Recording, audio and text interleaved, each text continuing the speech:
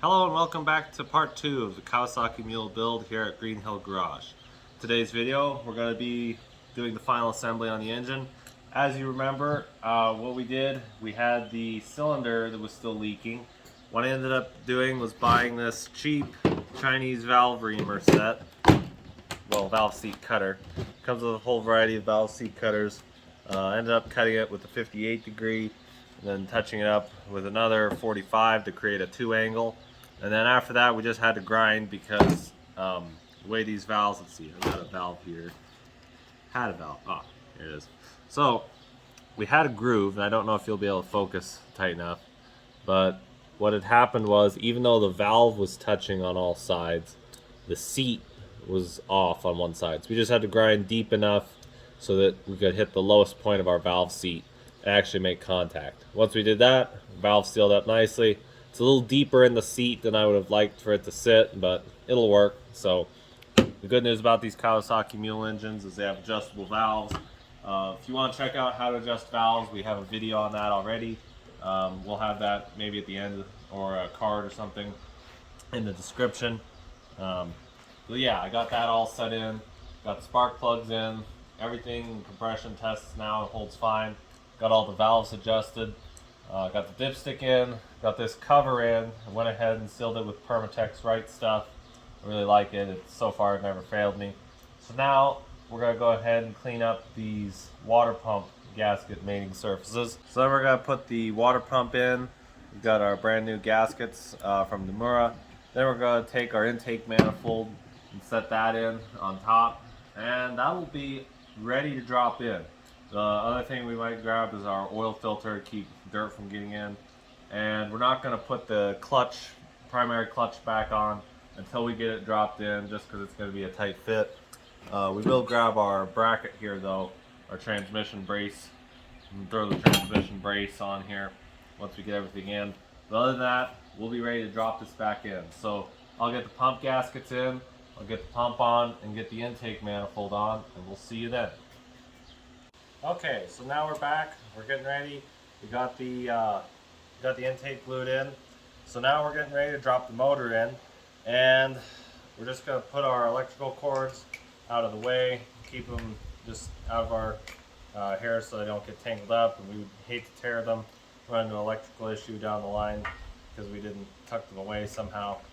So we'll just fit these up out of the way, and then we're going to drop this in. It's only held in by those 4 12mm bolts, and yeah, it's going to be pretty fun.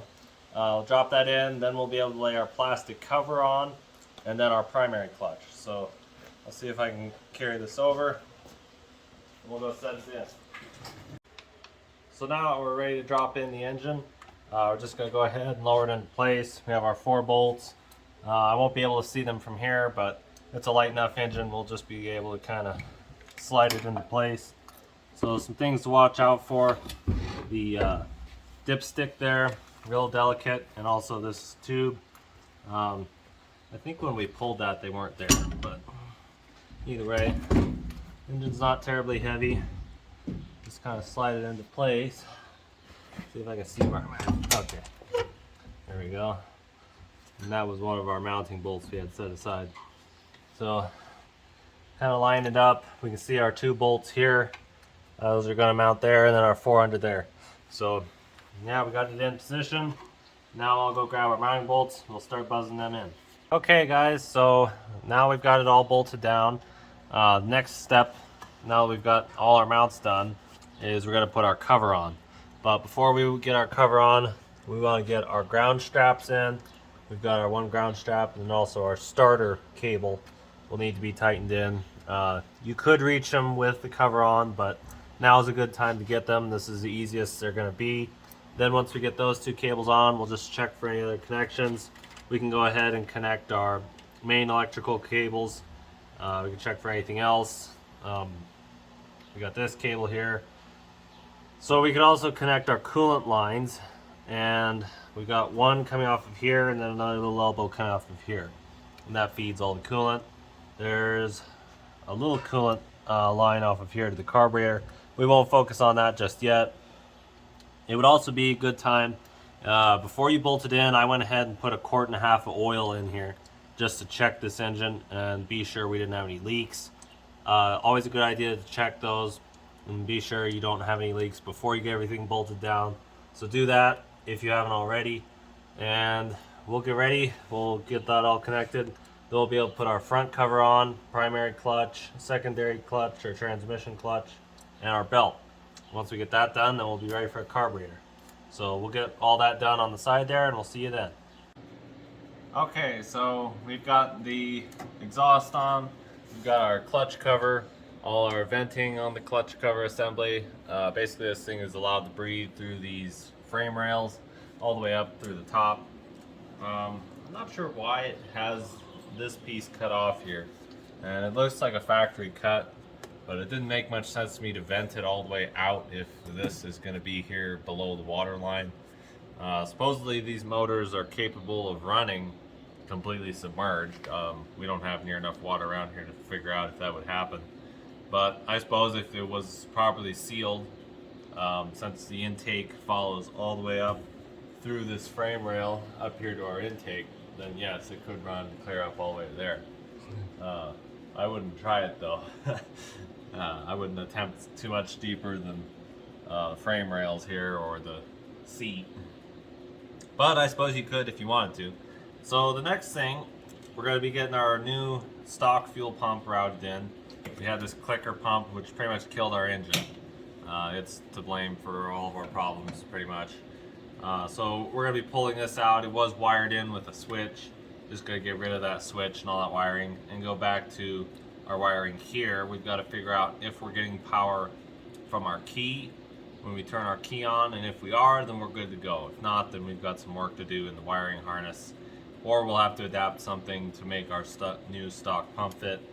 The stock pump fits right here. It's just clamped on here to the frame rail. We're going to be running out of there, and I can't remember where that, there's a junction block back here that hose ties to, looks like, and we'll tie off that junction block and back to the tank. So we'll get to work on that, and we'll show you guys. Oh, carburetor, that's the next thing to put after the fuel pump. We'll be doing that, but we'll show you guys once we get the fuel pump down, and then we'll move on to mounting the carburetor. So we'll put the carburetor in, and we'll see you guys then. Alright guys, I finally diagnosed our fuel pump issue. I did not see that there was an extra fuse right down here. It comes off the battery, and this is the fuel pump fuse for the stock fuel pump. For some reason I was thinking it would be up here in the main fuse block, but it was not. So it was down there. I checked it, it's a 30 amp and it was blown. So I didn't have a 30 amp on me, but I put 25. We'll see how long it goes for. But we're going to need to get a 30 amp. But for now, it should be good enough to start. So I'll kick the key on. We just put coolant in it, and we'll see if it'll start.